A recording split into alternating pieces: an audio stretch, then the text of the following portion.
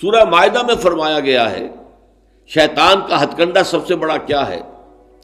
انما یرید الشیطان ان یوقع بینکم العداوۃ والبغضاء، شیطان کا سب سے بڑا حربہ یہ ہے کہ وہ تمہارے مابین دشمنی اور بغض پیدا کرتا ہے۔ یہ شیطان کا سب سے بڑا حربہ ہے۔ انسانی اخوت ہے، برادری ہے، بہن بھائی ہیں، اب ان میں رخنے ڈالنا، شوہر اور بیوی کے درمیان جدائی کرانا، یہ آتا ہے ایک حدیث کے اندر بھی کہ ایک دفعہ شیطان جو ہے اس کے بہت سے کارندے اس کے ساتھ جمع تھے، ہر ایک اپنی کارگزاریاں بتا رہا تھا، میں یہ کر کے آیا ہوں، میں یہ کر کے آیا ہوں۔ تو ایک نے کہا میں شوہر اور بیوی کے درمیان ناچاقی پیدا کر کے آ گیا ہوں۔ تو شیطان نے اسے شاباش دی کہ تم نے سب سے اچھا کام کیا۔ اس کی وجہ یہ کہ اس سے پورا خاندانی نظام مختل ہو جائے گا، اور جہاں خاندانی نظام جو ہے وہ خراب ہو جائے تو پھر اس معاشرے کے تباہ اور برباد ہونے میں زیادہ دیر نہیں لگتی۔ تو یہ در حقیقت شیطان کا جو حربہ ہے ان یوقع بینکم العداوۃ والبغضاء، تمہارے مابین دشمنی اور بغض پیدا کر دے، تو یہ تبذیر اس کا سب سے بڑا ذریعہ ہے۔ اب دیکھیے کہ ایک بہت سرمایہ دار بڑا شخص ہے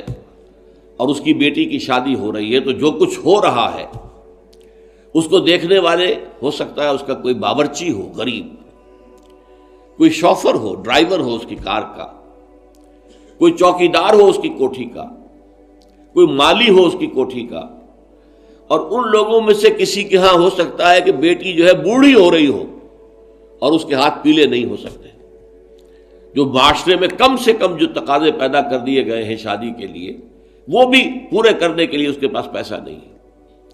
اب یہ سارا جو وہ دیکھے گا ریل پیل دولت کی، اور جو یہاں پر دولت لٹائی جا رہی ہے، تو اس کا نتیجہ کیا ہوگا؟ اس کے دل میں شدید احساس محرومی پیدا ہوگا، ہیوز اور ہیو ناٹس کا ایک شعور اور احساس اور ادراک پیدا ہو جائے گا۔ یہ مترفین ہیں، ہم محرومین ہیں، اور معاشرے کے اندر جب یہ احساس پیدا ہو جائے تو پھر اس معاشرے کا عطیہ پانچا ہو جاتا ہے۔ اس لیے شیطان کا جو عمل ہے کہ لوگوں میں بغض اور عداوت پیدا کر دیا جائے، تو تبذیر کے نتیجے میں بھی وہی شے حاصل ہوتی ہے۔ ان المبذرین کانوا اخوان الشیاطین وکان الشیطان لربہ کفورا۔ ہمیں تو یہاں تک حضور نے حکم دیا ہے کہ تم اگر اپنے بچوں کے لیے پھل لے کر آؤ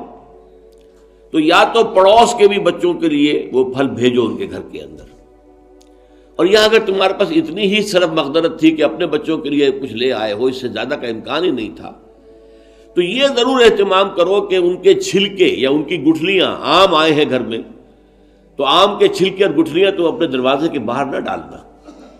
تمہارے پڑوسی کے بچے دیکھیں گے کہ ان کے گھر میں آج آم آئے، انہوں نے آج آم کھائے اور ہمیں یہ میسر نہیں ہے، تو وہ احساس محرومی کا داغ ان کے اندر جو پیدا ہوگا وہ دلوں کو پھاڑ دینے والا ہے۔ یہ اور ہیں، ہم اور ہیں، من دیگرم تو دیگری، تم اور ہو ہم اور ہیں، ہم کوئی ایک امت کے لوگ نہیں ہیں، چاہے کتنے ہی واعظ آپ پلا دیں مسجد کے اندر کھڑے ہو کر انما المؤمنون اخوۃ، لیکن جب یہ شکل ان کے مشاہدے میں آتی ہے تو وہ کبھی ماننے کو تیار نہیں ہوتے کہ یہ گھر والا جو ہے یہ بھی میرا بھائی ہے۔